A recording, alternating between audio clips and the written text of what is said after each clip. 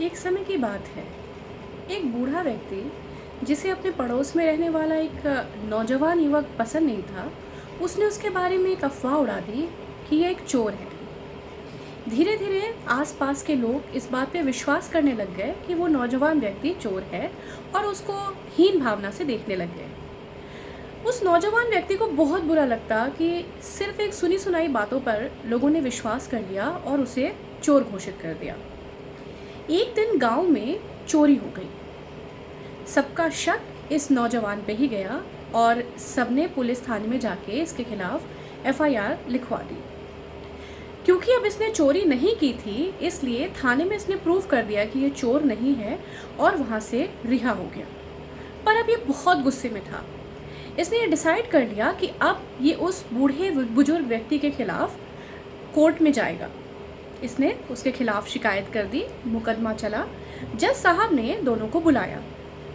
जज साहब ने बूढ़े व्यक्ति से पूछा कि तुमने इस नौजवान के खिलाफ ये अफवाह क्यों उड़ाई।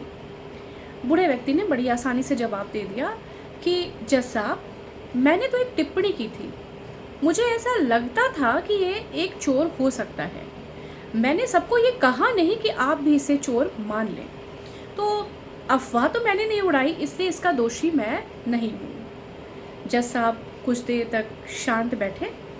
फिर उन्होंने उस बुजुर्ग व्यक्ति से कहा कि आप ऐसा करिए कि आपने इस नौजवान के विषय में जो जो बातें कही हैं लोगों से, उनको एक पेपर पे लिख लीजिए। बूढ़े व्यक्ति ने वैसा ही किया। जब उन्होंने उस पेपर पे सारी बातें लिख ली जो उन्होंने उस नौजवान के विषय में उड़ाई थी, तो जज साहब ने कहा कि अभी घर जाते हुए इस कागज़ को छोटे छोटे टुकड़ों में फाड़ देना और जिस रास्ते से तुम घर जाओगे वहाँ पे इन टुकड़ों को बिखेर देना और फैसला मैं कल सुनाऊंगा। बूढ़े व्यक्ति ने वैसा ही किया।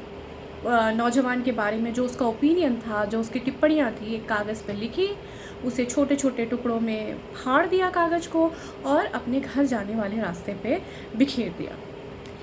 नौजवान व्यक्ति बहुत डिसअपॉइंटेड हो गया। उसको लगा ये कैसी सज़ा हुई और जज साहब ये कैसा फ़ैसला करने वाले हैं।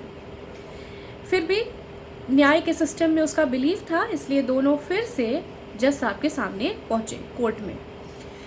जज साहब ने कहा कि जैसा मैंने आपसे कल कहा था कि आपको कागज़ पे इसकी बुराइयाँ जो भी आपको फ़ील होती हैं, जो अफवाहें आपकी वजह से उड़ी हैं, वो लिख दी। उसने बोला हाँ सर, मैंने वो लिख दिया और उन्हें छोटे छोटे टुकड़ों में फाड़ के पूरे रास्ते में बिखेर दिया।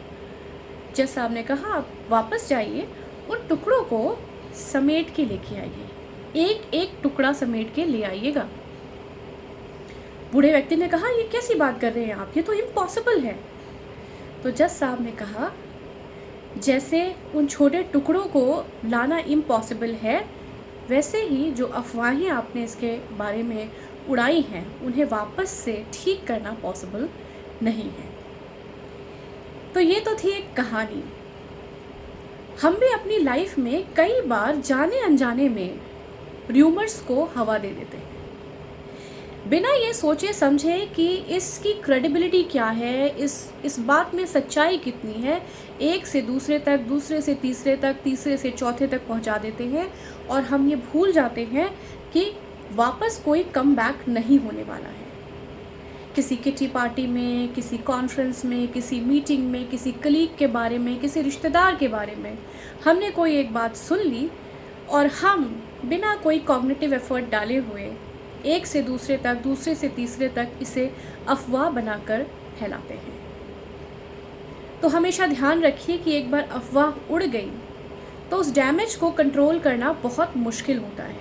हम उसे समेट नहीं कर सकते।